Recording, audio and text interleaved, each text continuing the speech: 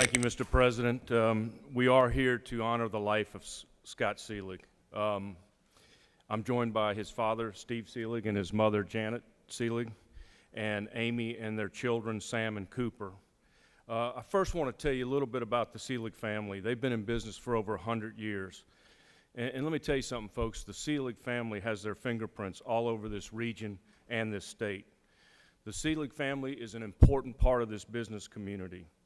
But more importantly, they're part of this community. The giving back is part of the Selig culture. And Scott was a great community leader, and he believed in the culture of giving back. Scott lived by the philosophy, those who much is given, much is expected.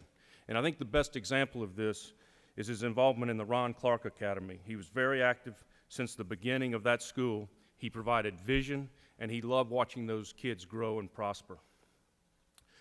When Scott was diagnosed with cancer, he didn't feel sorry for himself.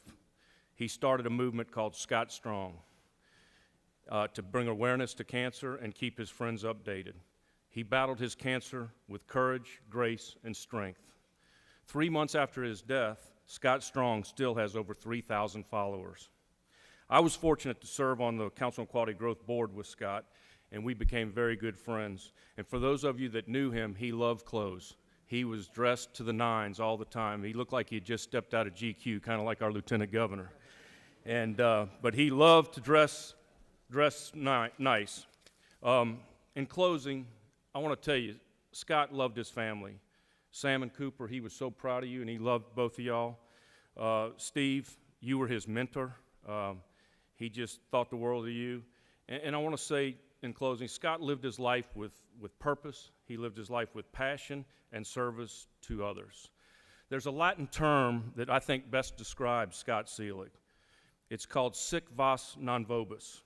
It means, thus we labor, but not for ourselves. And that's what Scott Selig was all about, laboring for others. So at this time, I would like to call on Steve Selig to say a few words.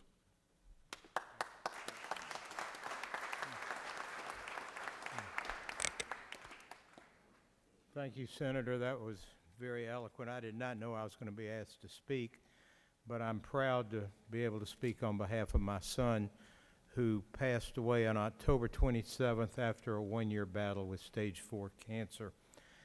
He was a wonderful husband, father, son, brother, and we miss him every single day.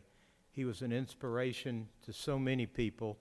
I have probably received close to 500 to 1,000 letters from people whose lives he affected.